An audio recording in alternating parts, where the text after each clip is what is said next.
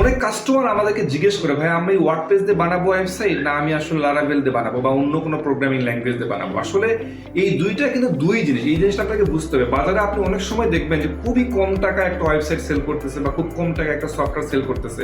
এখন এগুলো আপনি লুক্রেটিভ মনে হইতে পারে, আপনাকে বার্গেটিং করার জন্য মানুষ এসব প্রাইস কম প্রাইস দিতে পারে। আসলে দুইটা দুই জিনিস আপনাকে বুঝতে হবে। ওয়ার্ডপ্রেসটা তৈরি করা হয়েছে যারা প্রোগ্রামিং পারে না, তারা যাতে নিজেরা ওয়েবসাইট নিজেদের জন্য সিম্পলি ছোট মোটো কোনো ওয়েবসাইট বানাতে পারে, সেই জন্য আসলে ওয়ার্ডপ্রেসে জন্মগ্রহণ করছে।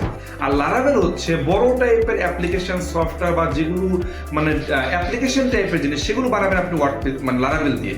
সো যখন আপনার বাজেট কম থাকবে, ছোট কোনো ওয়েবসাইট লাগবে, নিজের পোর্টফোলিও টাইপের ওয়েবসাইট লাগবে, সেগুলো আপনি ওয়ার্ডপ্রেস দিয়ে বানাইতে পারেন। সো এখানে কম টাকায় আপনি একটা ওয়েবসাইট পেতে পারেন ওয়ার্ডপ্রেস দিয়ে। কিন্তু লারাভেলটা যখনই আপনি বানাবেন সেটা প্রাইস অবশ্যই বেশি হবে।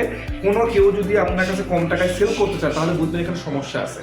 সো ওয়ার্ডপ্রেস আপনি সিম্পলি ছোট কোনো ওয়েবসাইট বানানোর জন্য বানাতে পারেন। আর লারাভেলতে যখন আপনি বড় কোনো অ্যাপ্লিকেশন বা সফটওয়্যার অ্যাপ্লিকেশন টাইপের, সাপোজ ই কমার্স ওয়েবসাইট হইতে পারে, আপনার স্কুল ম্যানেজমেন্ট হইতে পারে, আপনার বিভিন্ন টাইপের অ্যাপ্লিকেশন টাইপের জিনিসপত্রগুলো আপনি লারাভেল দিয়ে বানাবেন। এটা সিকিউর ভালো হবে, এটা লোডিং সময় কম থাকবে।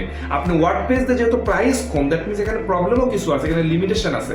যে লিমিটেশনগুলোর কারণেই মানুষজন হয়তো ওয়ার্ডপ্রেসের থেকে লারাভেল বা অন্যান্য ল্যাঙ্গুয়েজগুলো প্রিফার করে। সো দুইটা দুই জিনিস। আপনি যদি মনে করেন যে আমার জাস্ট একটা পোর্টফোলিও টাইপের একটা ওয়েবসাইট লাগবে, সেক্ষেত্রে আসলে আপনাকে লারাভেলে যাওয়ার দরকার নাই, তখন আপনি ওয়ার্ডপ্রেস দিয়ে বানাতে পারেন। সো দুইটা দুই জন্যই আসলে তৈরি করা হয়েছে। দুটাই হচ্ছে পিএসপি ফ্রেমওয়ার্ক বা সিএমএস।